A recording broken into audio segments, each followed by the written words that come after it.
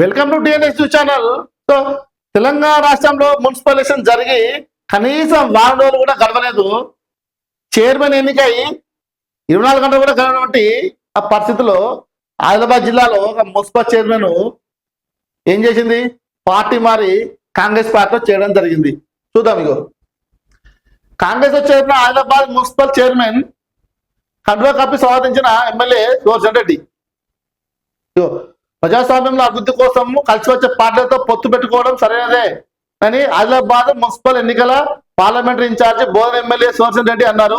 Adilabad municipal chairperson ను ఎన్నికైన బండారు అనుష సోమవారం నిజామాబాద్ లో ఎమ్మెల్యే సమక్షంలో కాంగ్రెస్ లో చేరారు.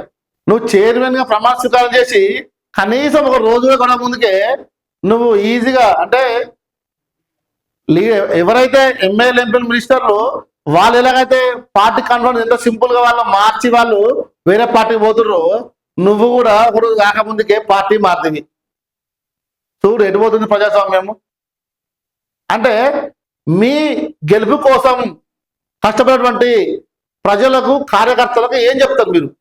తెలంగాణ రాష్ట్రం ఉన్నటువంటి నేను ఒక్క మున్సిపల్ చైర్మన్ నేను క్వశ్చన్ చేయలేదు. అంటే తెలంగాణ రాష్ట్రం ఉన్నటువంటి అన్ని మున్సిపల్ చైర్మన్లకు కానీ వైస్ చైర్మన్ కానీ ఎమ్మెల్యేలకు కానీ అందరికీ ఒక సూట్ పస్తాడుతున్నా. అంటే మీ స్వలాభం కోసము, మీ వ్యాపారం కోసము, మీ లాభం కోసము, మీ కాంట్రాక్టర్ల కోసము మీరు ఎందుకు పార్టీలు మారుతారు? మీరు పోటీ చేసేటప్పుడు చెప్పాలి కదా. మీరు పోటీ చేసేటప్పుడు ఏం చెప్పాలి? అరే నేను పోటీ చేస్తున్నా కానీ ఇంత డబ్బులు ఖర్చు పెడతా, నేను ఓటుకు 2000 3000 ఇస్తా, తర్వాత నాకు నచ్చే పార్టీలో ఓటు నేను అట్లయితే మీకు నచ్చితే ఓటేయండి లేకుంటే కానీ ముందుగా మీరు చెప్పితే ప్రజలు ఆలోచన చేసుకొని మీకు ఓటేసే వాళ్ళు. అంటే అటు ఎమ్మెల్యేలు ఎంపీలైతే ఎట్లా చేస్తున్నారో వాళ్ళకు కూడా తీసుకునే విధంగా ఇటు కౌన్సిలర్ చైర్మన్ ఇట్లా వేస్తే లాస్ట్ కు ఏం మెసేజ్ ఇస్తారండి మీరు తెలంగాణ ప్రజలకు? ఏం లేదు, గుండుసున్నా. అంటే మీ అవసరాన్ని బట్టి మీరు పార్టీలు మారుతారు.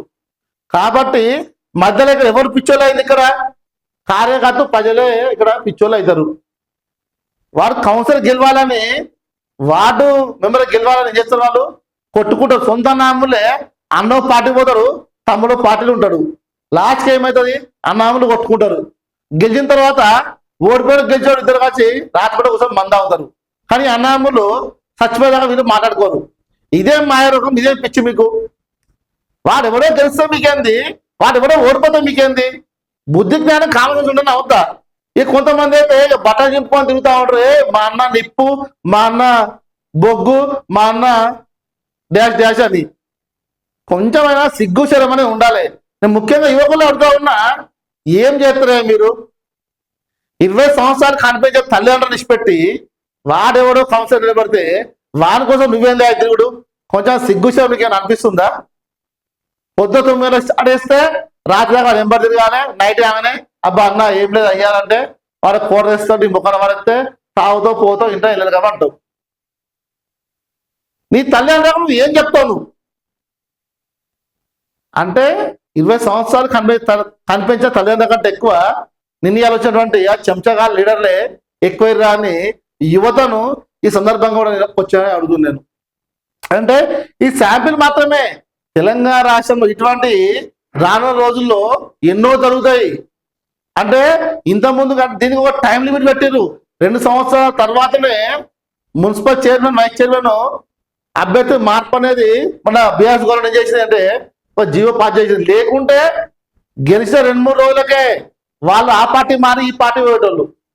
అంటే పార్టీలు మారుతారు కానీ మళ్ళీ ఎలక్షన్లో పోటీ చేయాలంటే అంటే కౌన్సిలర్ అంటే మున్సిపల్ చైర్మన్, వైస్ చైర్మన్, మేయర్ను ఈ ఎన్నిక జరగాలంటే మినిమం 2 సంవత్సరాలు ఆగాల్సిందే. కాబట్టి ఈయన ఏం చెప్తున్నా అంటే ప్రజలారా ఒక్కసారి మీరు గమనించండి, ఆలోచించి. అంటే వాళ్ళు ఎలాగైతే వాళ్ళ స్వలాభం కోసం వాళ్ళ స్వార్థం కోసం పనిచేస్తున్నారో మీరు కూడా మీ స్వలాభం కోసం స్వార్థం కోసం మీరు కూడా పనిచేయండి. దాంతోపాటు కొంచెం మంచి వ్యక్తిని మీరు ఎన్నుకోండి. లొంగలకు దొంగలకు లంగలకు మీరు అధికారం ఇవ్వకుండా కొంచెం మంచి వ్యక్తి ఓటేయాలని కూడా ఈ సందర్భంగా చెప్పడం జరుగుతుంది.